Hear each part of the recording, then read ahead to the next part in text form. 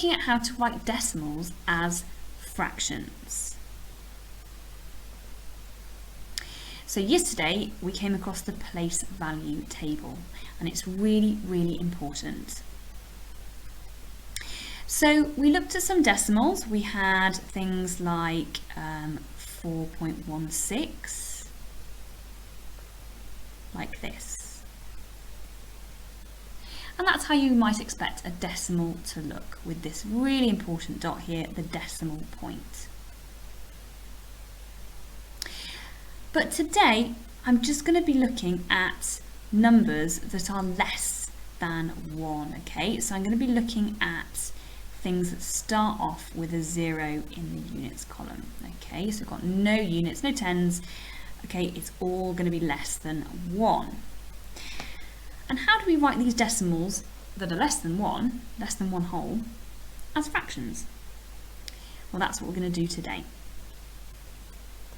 Let's start off with a nice straightforward one.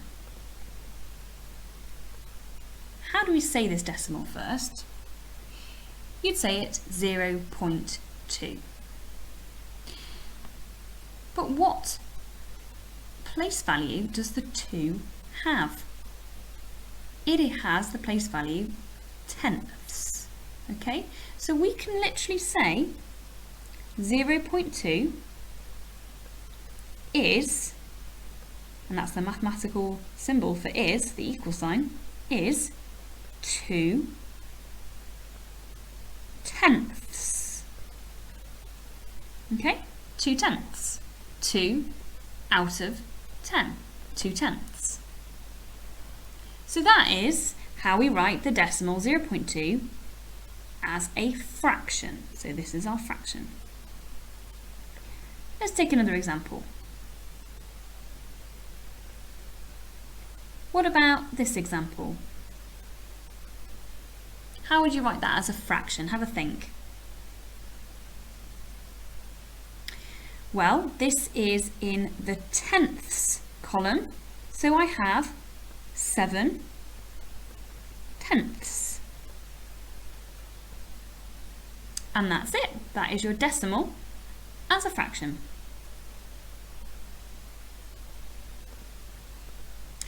What about a decimal like this?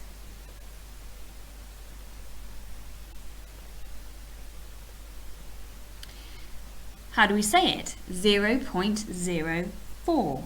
But what place value does that 4 have? It's in the hundredths column. And we say that this is 4 hundredths. 4 hundredths.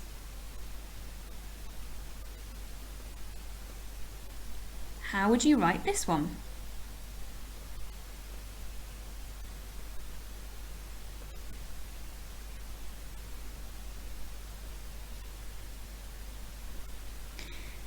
This decimal is said as 0.05, which is 5 hundredths. 5 hundredths. Okay, different example now, slightly different.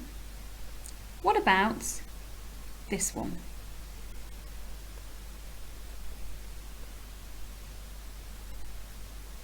.23. Now, if you said that this is 2 tenths and 3 hundredths, you would be absolutely correct. You can say 2 tenths and 3 hundredths. But in terms of a single fraction, we say that this is 23 hundredths. It's a bit like saying, if I put a pound sign here,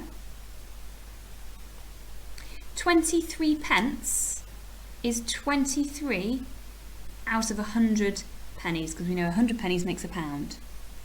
So that's 23 out of 100.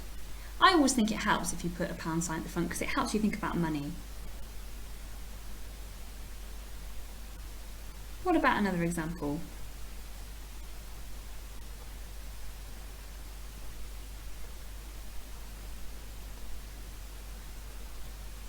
You can say that this is 7/10 and 2/100. That's absolutely fine. But as a single fraction, this is 72 out of 100, or 72/100. Okay, here's an example of what your classwork's going to look like. And I'm going to talk you through this as an example. So hopefully in a minute you will do your own version of this. So here's my example. Here's the place value grid. And I've got the first question is 4/10. 4/10. Well, 4/10 I know is here. But we had to put something, didn't we, here? Can you remember what it was? A 0. Okay, so 4/10 is that as a decimal. That's what it is as a decimal. And can you remember what it looks like as a fraction? Hopefully you can. There you go, there's your fraction. Okay, what about this? Well, this says to me 31/100ths. 31/100ths. So you need to write out the words 31/100ths. This is what you're going to be doing on your classwork in a moment. You have to write out 31/100ths. And what did that look like as a decimal? 0.31. What about 0.07? Well, if I look back at my place value grid, 0.07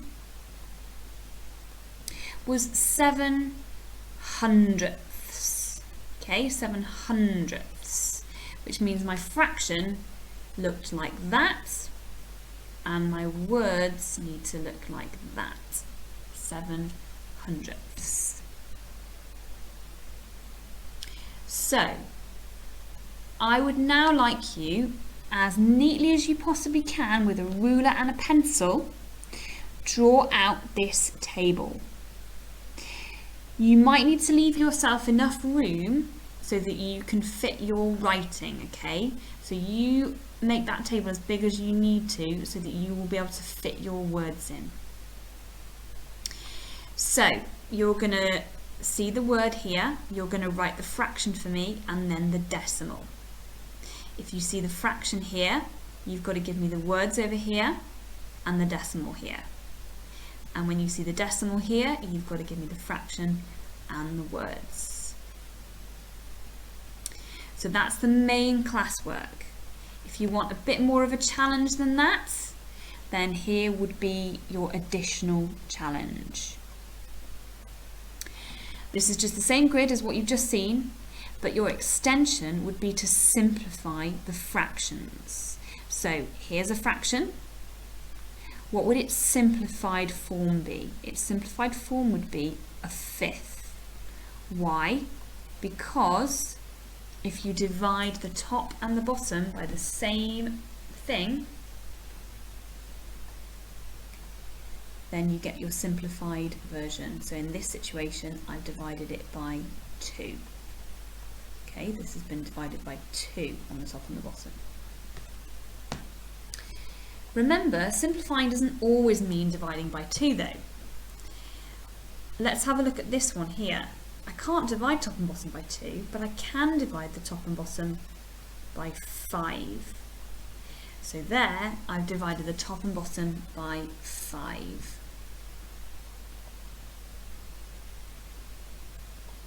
So therefore, your extension, if you get to it, is to simplify all the fractions in this column. They may not all be able to be simplified, but you will have to decide which ones you think can be simplified and which ones can't.